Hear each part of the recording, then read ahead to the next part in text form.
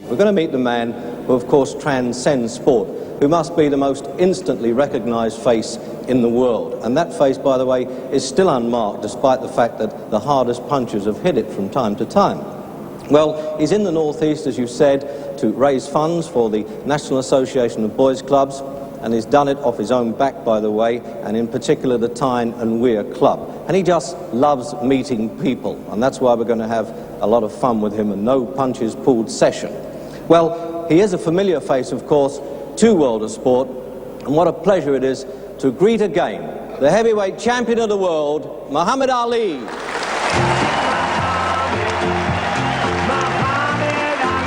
Forthright, opinionated, razor-sharp, one of the great heavyweight champions.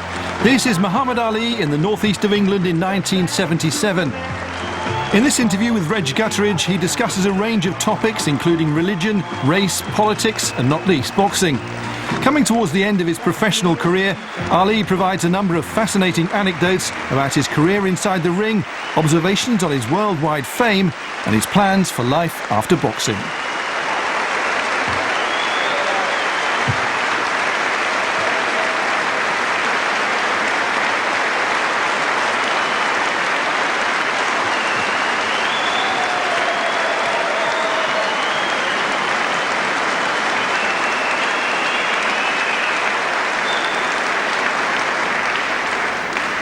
Well, Mohammed, I've been around the world with you quite a bit. What a reception that is. Isn't that fantastic? Are you enjoying yourself on the Tyne side? It really is. I'm so happy I came here for the benefit of the Boys Club.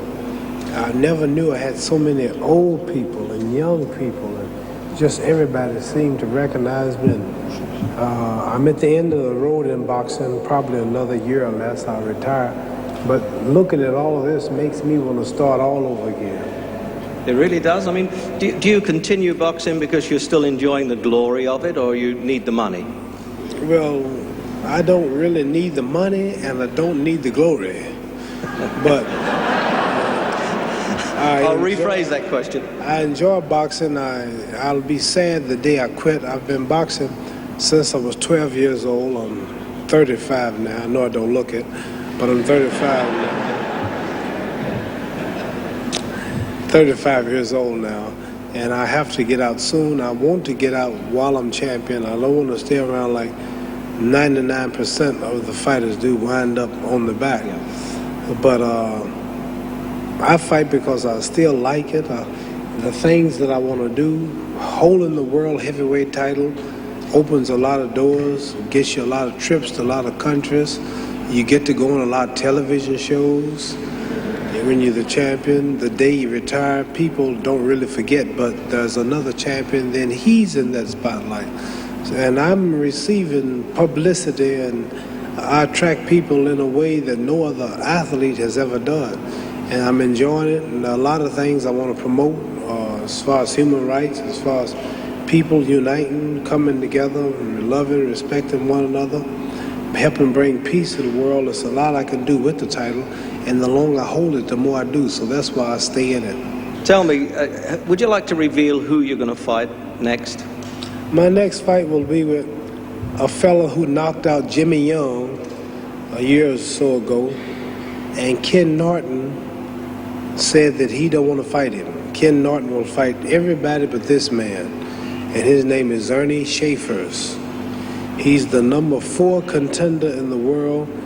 He hits real hard, and I'm going to fight him probably in Yankee Stadium or Persia, a country called Iran, one of those two. And it's going to be a good fight, and people are saying that my reflexes are gone, I cannot dance no more, age done got me, and this is what's going to make the fight big, because possibly they think this might be the fall of Muhammad Ali. Yeah. But they are wrong as usual. Were you unhappy with your showing?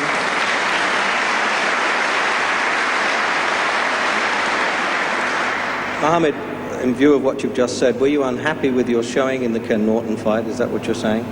No, the Ken Norton fight, I was in top shape. I did my best. He happens to have a style that's hard for me to fight. boxing is only styles. You take George Foreman. If he come out of retirement and fought Ken Norton, he'll knock him out. If he fight Jimmy Young, he might lose again. But Ken Norton comes at you. He can't back up. He always comes in. And he's made for people like George Foreman to hit, where Jimmy Young is always running. He's hard to hit. So it's styles that make fighters. Well, we're going to turn now, Mohammed, to meet the Geordies and, of course, some of the champions that we're in the audience to ask some questions to keep you going. And the first question comes from a local councillor here right in the front. Would you like to ask the question, please? I'd like to take this opportunity to welcome you to the Eldon Square Recreation Centre and ask you the first question. Could I ask you, Ali, what has been your greatest impression of the people in the city of Newcastle since you arrived here? Well, the greatest impression that I've had here is the peace that's in the city, the serenity, the unity, and the cleanliness. I've never saw no streets in my country, America, so clean. I've never saw people so orderly and obedient to the policeman. I asked the police officer, "Where's your pistol?" He said, "Man, we don't need that here. In America, you need 4 policemen have to ride in the same car to guard each other. They all need on 2 pistols and a rifle and a shotgun and a big dog in case that don't work." and they're all riding. You all are so civilized and so clean, and so the city is just like heaven. This city, England, is heaven compared to America. In America, last weekend in Chicago, 12 people died fighting each other. A week before that, 24 died. They all happen to be my people, black people. Every day it's a murder, a killing, a robbery. In Ohio, the women are too afraid to come out at night because they get raped.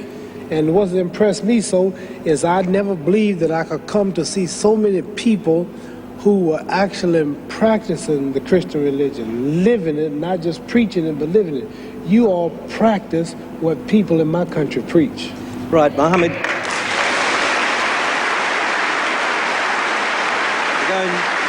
We're going to the next question now. This is a former featherweight champion, Bobby Neal, who would like to ask you a question. He boxed? He was champion. What did he box? Oranges, bananas, kippers? Right, Bobby. Mohammed, a few years ago you reported in the press as saying that when you retire from boxing, boxing will be finished. Are you still of that opinion today? Well, when I said that, I don't mean boxing will be finished. It'll just be flying a lot lower than it is now, a lot slower. Like, for an example, the Concorde, the airplane.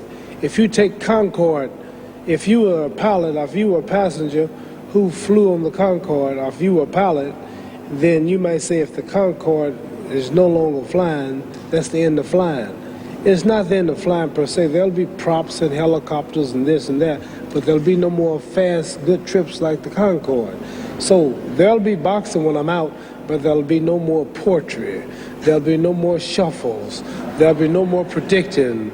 There'll be no more, like, I myself, I'm surprised at the people that line the streets of the countries that I go to, Africa, Pakistan, Morocco, Syria, Scotland, France, London. I mean, people line the streets just like your queen was coming through.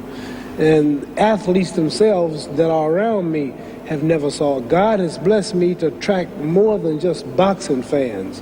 So therefore, when I quit, it won't, boxing will still be. They'll make gloves, boys will box, but there'll never be a fighter, I think, in our lifetimes that can draw 2 billion people to watch a fight, which is 2,000 million. It's 4 billion people on the planet, and every time Muhammad Ali steps in the ring, 2 billion people watch the actual fight or the rerun, and they're conscious of the results. 2 billion, how many million is in all England? I'll put it, that's enough money for the promoters, I'll tell you that. It's 200 million people in America. How many people in England? Well, not as Roughly, nearly as many as that, a quarter of that. What's the population of England? A quarter of that, isn't it? Roughly. About, 50 million? 50 million?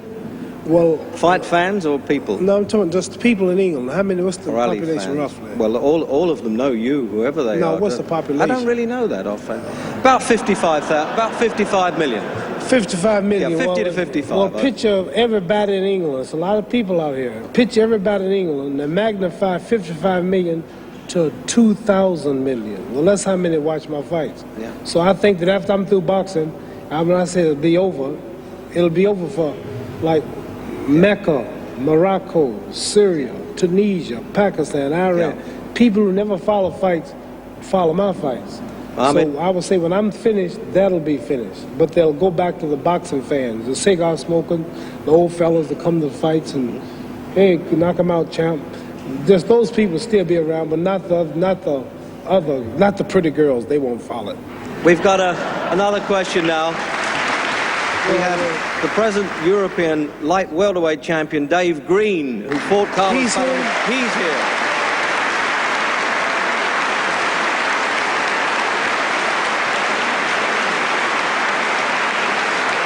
On you go, Dave.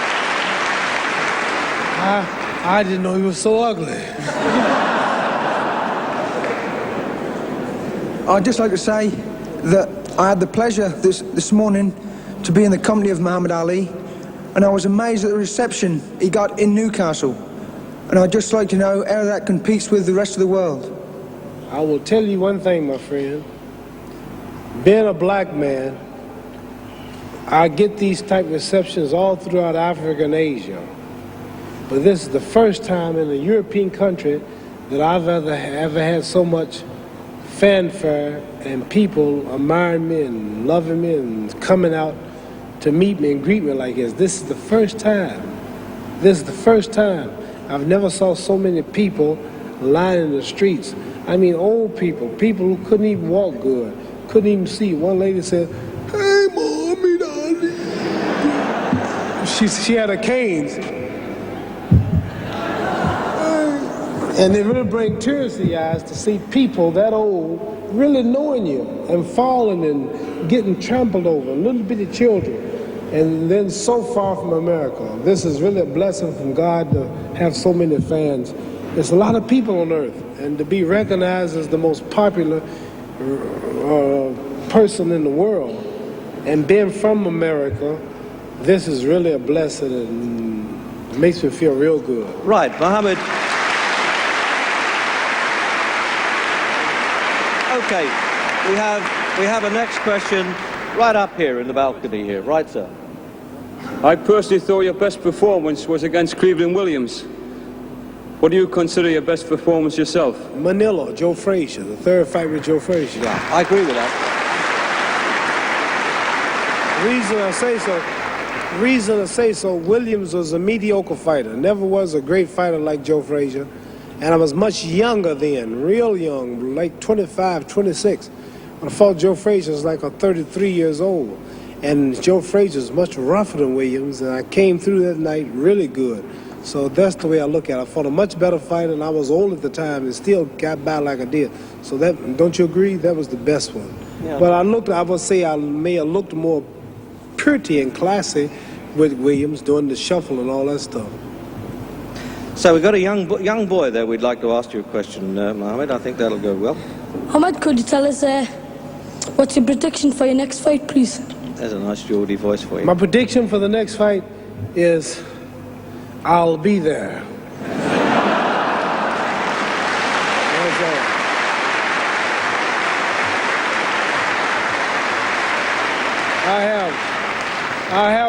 I have no prediction.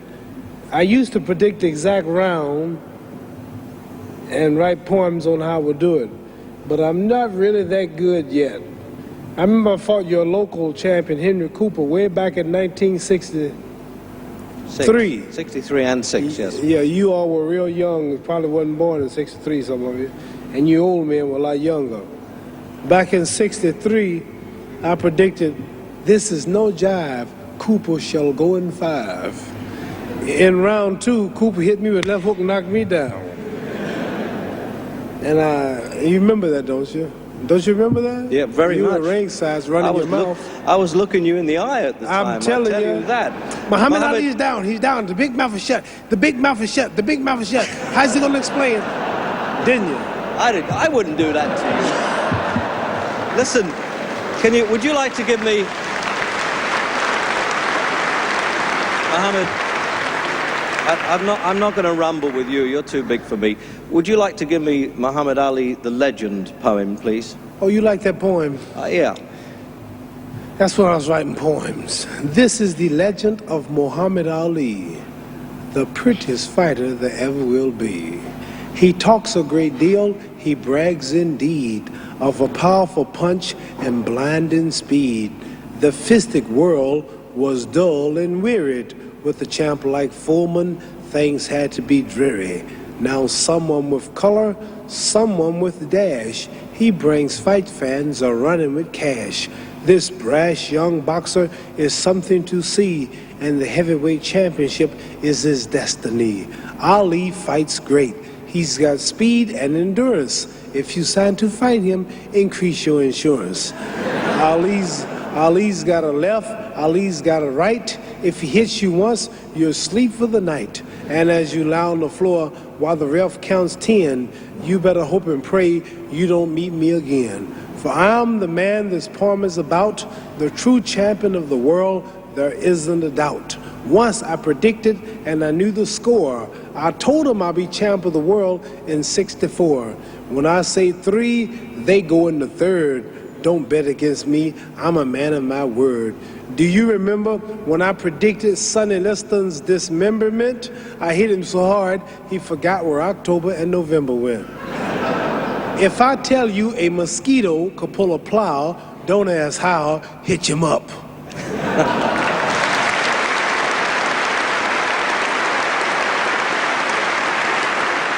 Mohammed, I'd like to ask you, I have a son 9 years old who takes boxing lessons at the Moorside Boys Club. What advice would you give to a young boxer? The advice I would give a young boxer is not to try to make it his profession. Use his brains, his mind, take advantage of his youth, and learn, because young people learn much quicker than old people. Go to school, get an education, take up a trade, go to college. See, everybody was born for a purpose. Trees have a purpose. Everything God created has a purpose. The moon has a purpose, I tell children. The rain, snow, cats, dogs, everything you can think of was put here for purpose.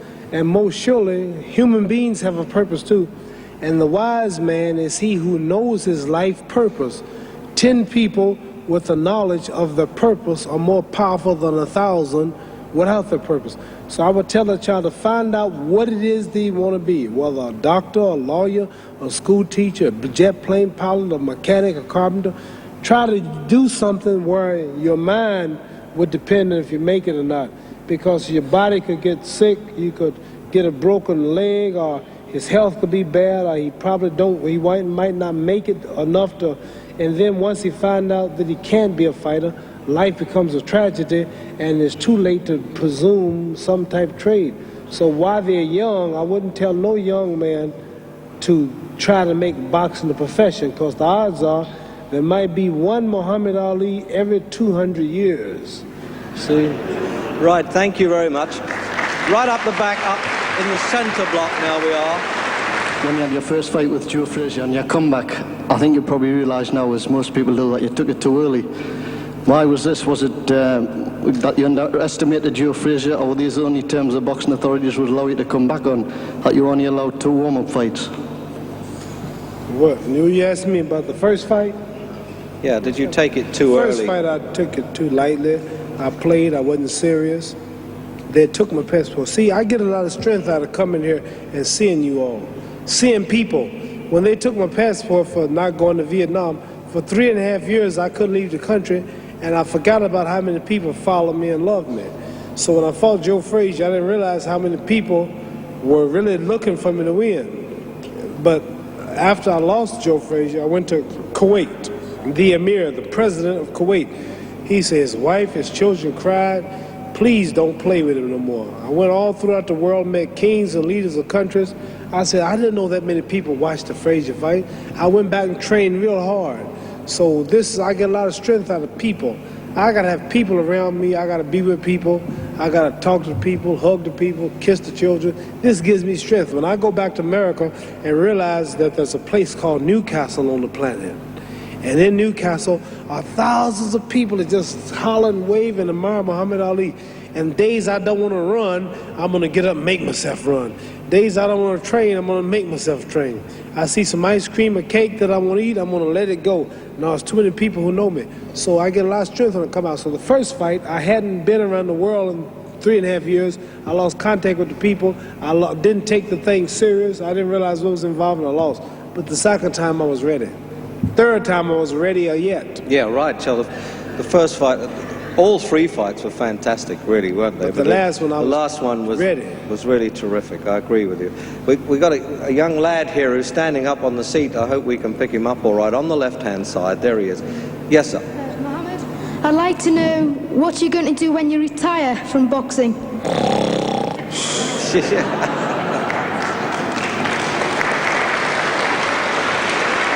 I think he's probably taking the last count at the moment. I'll do my best to wake him up for sleep. That's all I'm going to do. That's all he wants to do when he retires. Now, when I retire from boxing, I really don't know. I want to say something right here.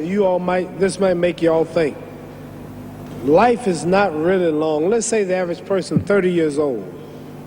If you're 30 years old, you are not but about 7 years old. How can I prove it? Add up all the 7, 8, 9 hours you slept for 30 years. Out of 30 years, add up all the nights, last night when you went to bed and woke up this morning, you don't remember a thing. You've been unconscious for about 8 years. If you're 30 years old, you slept about 8 years. Okay. How much traveling have you done in 30 years? From the television station to home, to another country, to another city, to school, to church. You've probably traveled 2 years your life was spent just getting back and forth to where you're going. So there's 8 years of sleeping, 2 years of traveling. There's 30 years out of your life before you accomplish anything. How long do you sit in school? In America, we stay in school from the 12th grade from the 1st grade to 12th grade. Same here? Yeah, virtually. 6 hours a day? Yeah. 6 hours a day for 12 years, break it down, you sat in a classroom for 3 years without leaving. Okay, 2 years of traveling, 8 years of sleeping, 3 years of school. How many movies have you went to? How many wrestling matches? How much entertainment? How many movie theaters, live plays, baseball games? Probably 2 years of entertainment. So by the time a man, you older people know, bear with us what I'm saying, by the time you have children, by the time you have made a way for your children, by the time you've paid for your home, you're pushing 60 years old. So life is real short. So you add up all your traveling, add up all your sleeping, add up all your school, add up all your entertainment, you've probably been half your life doing nothing. So what am I'm 35 years old, 30 more years I'll be 65. We don't have no more influence. We can't do nothing much at 65. Your wife will tell you that. So what I'm saying, when you're 65, ain't too much more to do. So did you know I'll be 65 in 30 more years? In those 30 years, I have to sleep 9 years. I don't have 30 years of daylight. I have to travel back to America, take 6, 7 miles. All my traveling, probably 4 years of traveling in the next 30 years, about 9 years of sleeping, television, movies, entertainment, about 3 years of entertainment.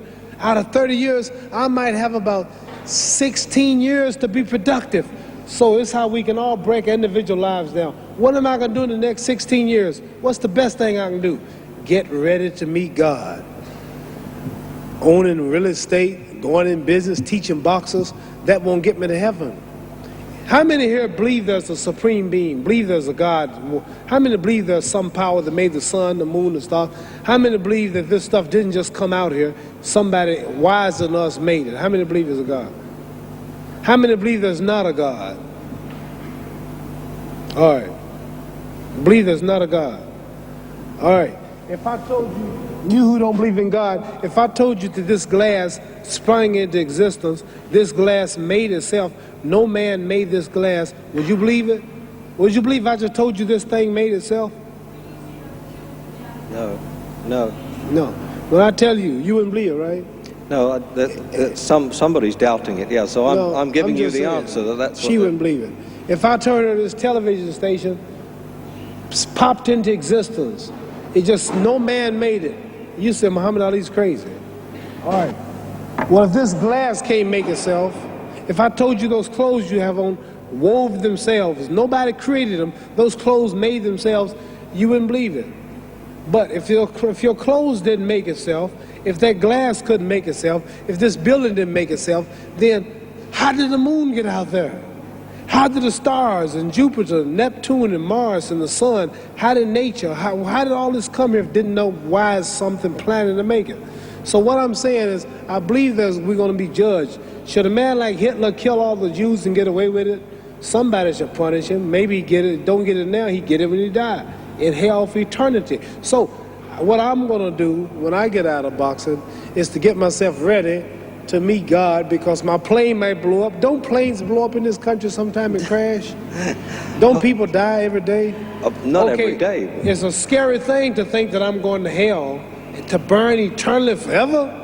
So what am I going to do? I'm taking I'm explaining what you asked me a question. You ask me questions I can't just answer like that. When I get out of boxing or when I'm through, I'm going to do all I can to help people. That's why I'm here with Johnny Walker. Here's a poor man, came all the way to America. Here's a bunch of boys need some money, and somebody is calling me to help them. God is watching me. God don't praise me because I beat Joe Frazier. God don't give nothing about Joe Frazier. God don't care nothing about England or America as far as your wealth. That's all he is. He wants to know, how do we treat each other? How do we help each other? So I'm going to dedicate my life to using my name and popularity, helping charities, helping people, uniting people, bring people bumming each other because of religious beliefs. We need somebody in the world to help us make peace. So when I die, if there's a heaven, I want to see it. Because we live how long? 80 years? The odds are everybody in this room, some of you are going to be dead 20 years from now, some of you are going to be dead 50 years from now, some are going to be dead 30, and some are going to be dead 60, 70 years from now. We all going to die soon. And if you live to be, say, 125 years old, which we don't do, right? Let's say we live to be 250, and you can have sex for 145 of those years. You're going to come to the end after that.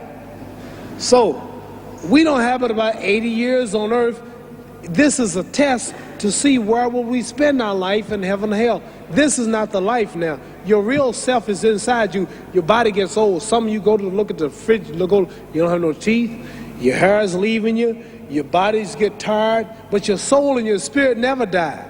That's going to live forever. So your body is just housing your soul and spirit. So God is testing us on how we treat each other, how we live, to see where our real home be in heaven. So this physical stuff don't last for so long. So my car, this building is going to be here when the man who built it dead. There have been many kings and queens of England. They're all dead. After this one is gone, another one will come. So we don't stay here. We're just trustees. We don't own nothing. Even your children are not yours. If you think I'm lying, your wife is not yours. You die and come back a year later and go slip in your bedroom and see if your wife is by herself. See, you don't own your wife. You don't own I divorced my wife, you may have read about it, and my 4 children, they call another man daddy now. They don't see me no more. You don't own your children. You don't own your family. So what am I saying? The most important thing about life is what's going to happen when you die. Are you going to go to heaven or hell? And that's eternity. How long is eternity? Let's imagine. Take the Sahara Desert. There's a lot of sand on the Sahara Desert, right? Then imagine that 1 grain of sand represents 1,000 years, and when you in hell burning, when you die and go to hell, you're going to burn forever and ever and ever, no end. How long is that? Give you an idea how long eternity is. Take the Sahara Desert, and I told you to wait 1,000 years.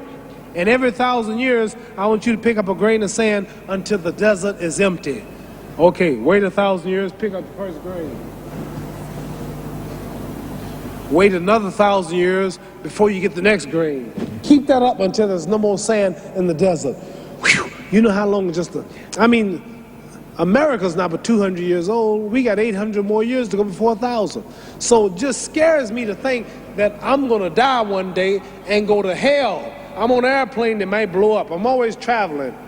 And to go to hell and God is going to judge my soul. The police, I might kill people. I might rob people. The authorities might not catch me.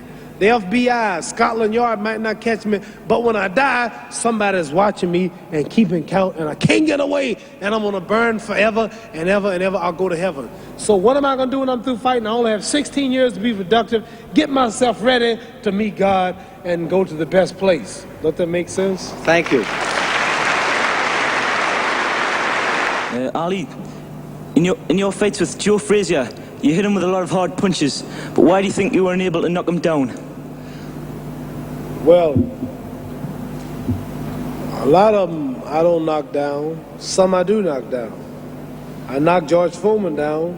He knocked Joe Frazier down twice, killed him. That's the way it goes. I never knocked George Foreman. I've never knocked Ken Norton down, but George Foreman knocked him out cold, and I knock out George Foreman. Boxing's funny like that. So sometimes they go and sometimes they don't. The main thing is win. Does that mean that you If it's 1 point, I win. Sometimes racehorses win by just a nose, don't they? They got to take a little fine line and see who the winner is, but he win, right? Sometimes I win fights by half a point, but I win. Mark Spitz, the great Olympic swimmer, so most of the people he beat just by a finger length, but he win. So sometimes I knock him out, and sometimes I don't, but the main thing is you win. Does that mean that you think you fought a better fight against Foreman than you did against Frazier? No, Frazier. I think Frazier's the best, although it didn't knock him out. Okay, thank you. Thank you. Right, let's see if we can have a bit of fun now. Yes, sir, please. On the left-hand side, let's pick that up. Muhammad Ali, how do you feel being in the north of England? How did you feel when you first went in the ring with Sonny Liston? Scared to death. What was going on when you fought Ernie Terrell? You seem to do a lot of talking like you're doing this afternoon. Okay, thank you. What's he mean like I'm doing this afternoon? Yeah, that's what you paid to come in for. He's a wise guy. He's a wise guy. Hey, I'll see you back at the pub. All right. No, when I fought Ernie Terrell, I was just talking. He wouldn't call me my name. When I turned Islamic, I gave up the name of Cassius Clay for Muhammad Ali. Clay was the name they give us in slavery. We belong to Mr. Clay, they name us after Clay. If we're sold to Mr. Smith, then my name was Smith. If they sold me to Mr. Washington, my name was Washington. These are names which identified us as property of certain masters. But today we're free. Today slavery is over. So now that I'm free, I go back into the names of my people, people in Asia and Africa. So he wouldn't call me that. He says, you're Cassius Clay, I'm not calling you Muhammad Ali, and you're gonna stay Cassius Clay. I said, you gonna call me Muhammad Ali, sucker? And during the fight, I kept saying, what's my name? And then I tell you, you're gonna call me my name. I said, what's my name? He said, Cassius Clay. Your name is Cassius Clay. I kept hitting him. I said, what's my? He kept saying, Cassius Clay. And by round 7, I said, what's my name? He said, Muhammad Ali, Muhammad Ali. Okay.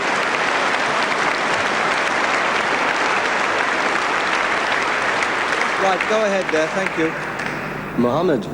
Funny, what? Yeah, but we want some light now. We want to get some fun going. Right, go on.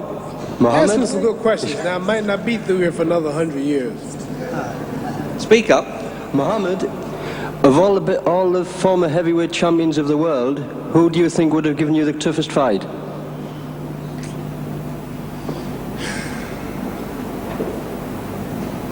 One at the time he's talking about. Roy, Jack Johnson and Rocky Marciano.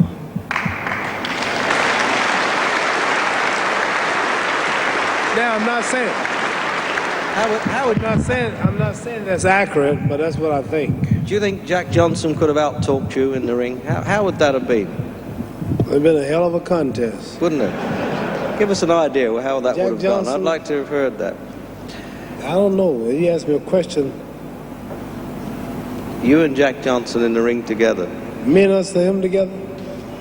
Yeah, he'd probably say, you got a big mouth. You got a big mouth. You talk too damn much. I'm going to kick you behind tonight. I probably says, I'm the greatest fighter of all times. I'm too pretty, sucker. You don't stand a chance tonight. If you think you can get me, come on. Just keep talking all that stuff. Keep talking. I'm going to soon get you in a few minutes. Come on, sucker. I don't care if you take 20 years, you'll never get me. I'm the greatest of all times. I'm greater than you. I'm prettier than you. Look how ugly you are. You slick head shining. Look at you're too ugly. I'm ugly nothing, sucker. When I'm through with you, you're going to be ugly than me.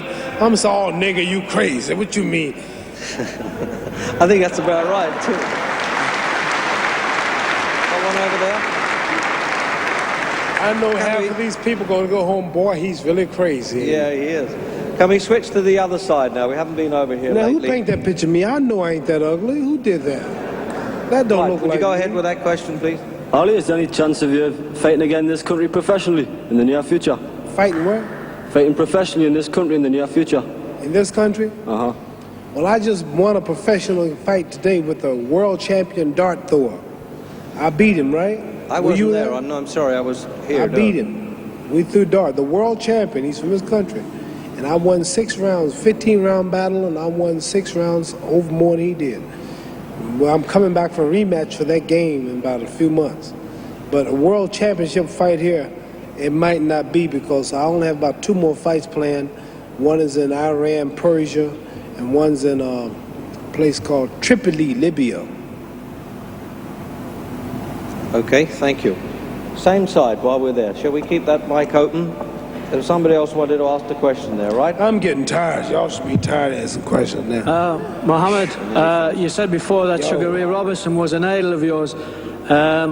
Is he still around today and is he doing well? Who? Sugar Ray Robinson. What you mean doing well? Well, you said he was an idol. Do you follow him at all? Oh, yeah. I was with him about 3 weeks ago. He runs the Mayor's Youth Program in Los Angeles. He's also working with boys too now, and teaches them boxing and gymnastics. And he's head of a big youth center in Los Angeles. He's in good condition. He jogs every day. He still runs. Sugar must be about 60 years old now, but he's in good shape. I see him sometimes, not too much. Right, thank you. Switch to the other part of the room now. Andy, have you got the microphone? Manager Andy Smith. This is Joe Bugner's manager. Wake up.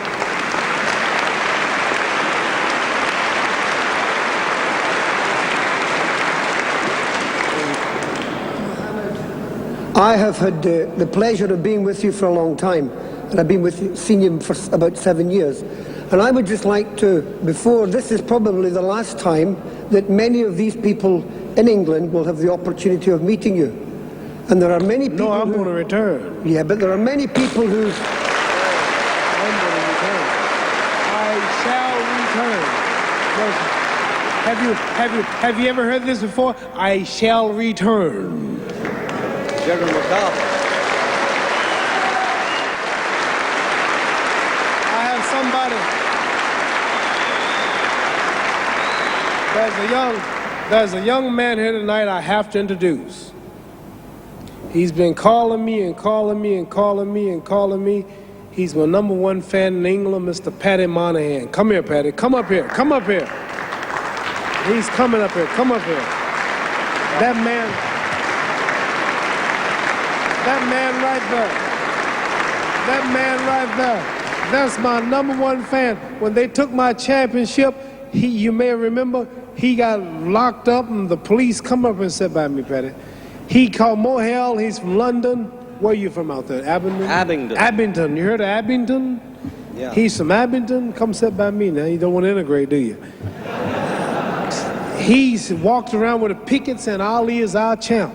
The world know me now as the people champ. He started the slogan.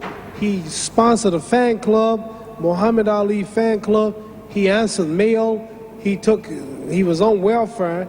He would take some of the money and buy stamps. He started doing so good, they took him off of welfare. I had to come out there and make a few statements and write some letters so he could get his money back. He had to close the fan club because the people were getting envious of his success. And I met him in London. He called me in Chicago. He heard it was coming over. I told him to meet me in London. I put him on an airplane, and we flew here together. And I want you to say hello to the people. Now, you tell these people a word or two, Patty, and say something now. Well, ladies and gentlemen, thank you, Muhammad Ali. It's always a pleasure to be by What are we your going to do with the fan club? Are we going to get it started again if we get the right finance? Well, you know, I'm not worried about finance. It's, I think, the people. I mean, finance without well, romance. we know. Well, listen now, romance without finance is nonsense. But Those ladies are clapping out there. Seriously, we've all taken you to our hearts, and you've always been in mine. There's only one thing I can say. There's only one way I can follow that up, Mohammed. I didn't know I was coming up. Mohammed was going to ask me up here today, ladies and gentlemen. There's only one thing I can say to you all, and you know, I'd like to hear what you have to say afterwards. World heavyweight champions may come and go, but in Muhammad Ali's case, this will never be so. Because forever, he will always be the people's champion, to you and to me. Thank you.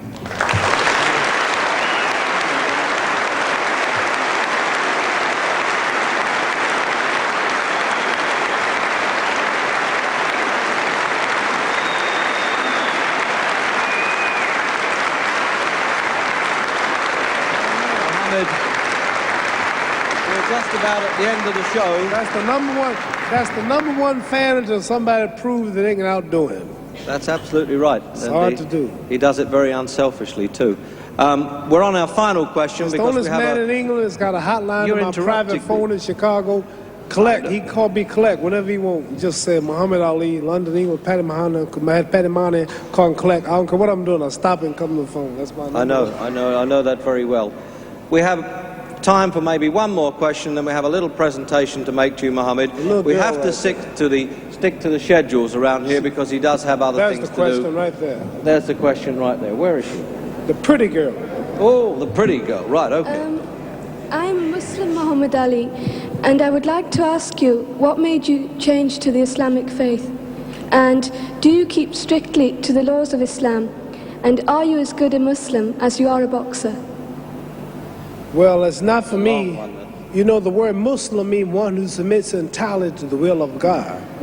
One who submits entirely to the will of God. That's what Muslim means. So I don't know, I cannot be the judge on how much I submit entirely to the will of God. God himself can only judge us. So I can't say how good I am, and no true Muslim will brag or will even take a chance on saying he's good or he's halfway good or not. It's up to Allah, God, to be the judge, see. So I'm not going to say one thing about how good I am because I don't know. We never get good enough. I'm always striving to be right.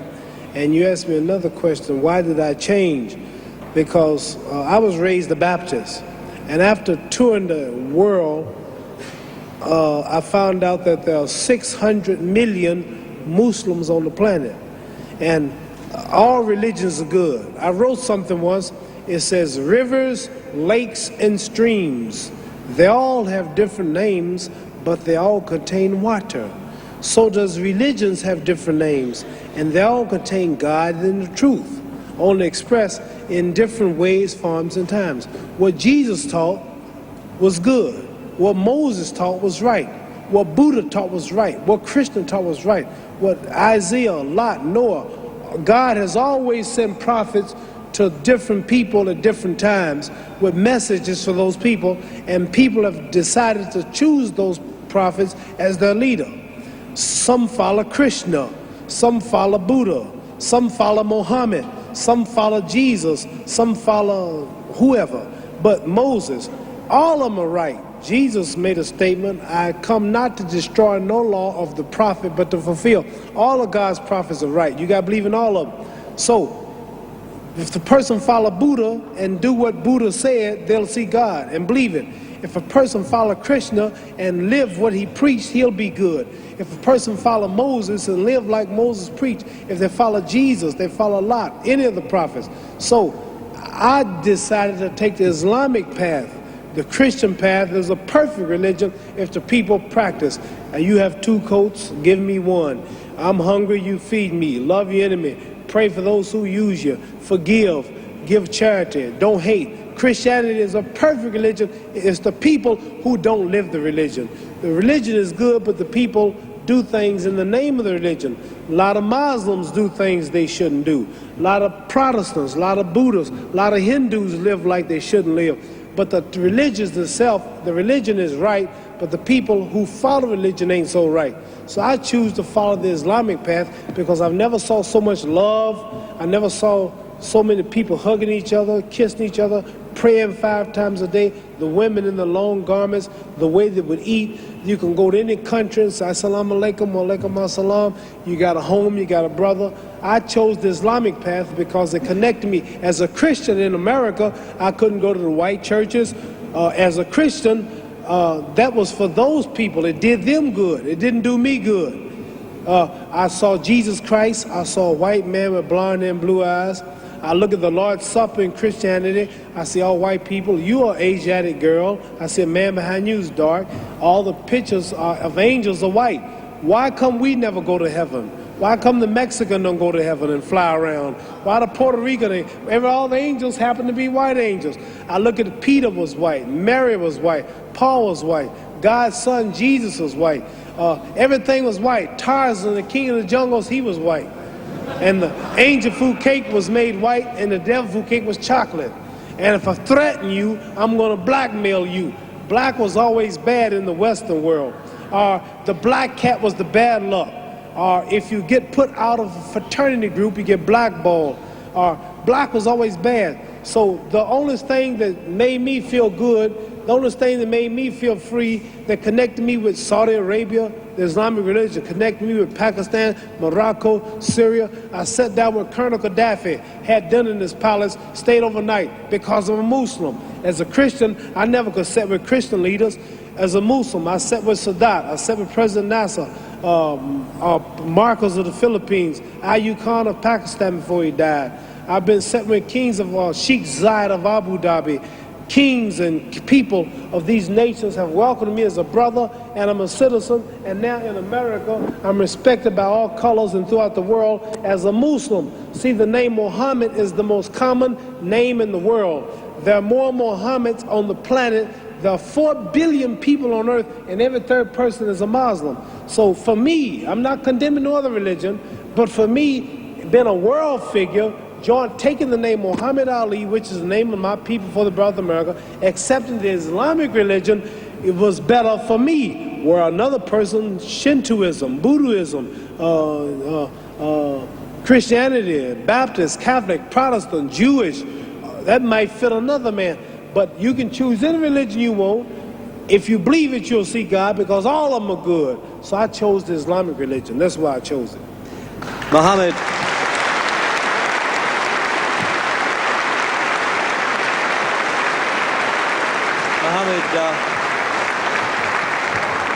Now, after I'm through boxing, I would like to be a minister. Don't you think I preach pretty good? Very good. Don't I make it plain? Yes. Don't you understand now? You asked me some pretty tough questions, but didn't I make a lot of sense? I didn't make the Christians hate me. I didn't make the Protestants hate me. I didn't make the Catholics hate me. I told you the truth. I said all of them are good if they live it. It's just the people who don't live it. So I chose the Islamic path. Religion is a touchy thing. Religion. Very few people can see. Some people, you say I'm a Muslim, don't want to hear you. Some people, you say I'm a Protestant, pow, pow. You say I'm a Catholic, pow, pow. All of them are right. All of them are from God. All of them are good and teach good. It's just the people and the titles that make you prejudice. But all of them got the same. It says one God, but there are many roads to that God. You understand? This is the power of this. You see me do this, you call me the greatest. That's because I'm more religious than I am physical, and I study a lot. And you may be surprised if you hear me talk, because you never heard me talk this way. But I got about 45 lectures that I memorized in my ministry, and I can tell you something about all the religious books, all the religions, because I'm a strong believer in God and humanity. That's why I'm helping these boys. That's why God blesses me to be so great here. Because all the time I've been here, I've been talking about God, pushing religion. I'm not talking about me, how great I am, how much money I got. I'm always giving the praise to God. So that's why I'm as great as I am in this physical world, because I push Him first. Well, Mohammed, we're running out of time now.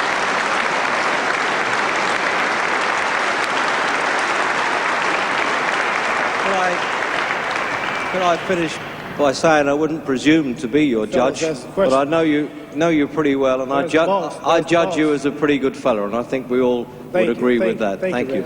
And we have a little presentation for you to take home to your wife and daughter, if you would. Yeah, I'm coming in a minute. We're actually finishing the show now. Could you ask the question when I'm... You know who he is? Yeah, he's the boss. He's the boss. Could we bring on the presentation, please? Would you like your sister-in-law to take these for you? The shaggy dog is for Hannah, your daughter. My daughter. And the bouquet.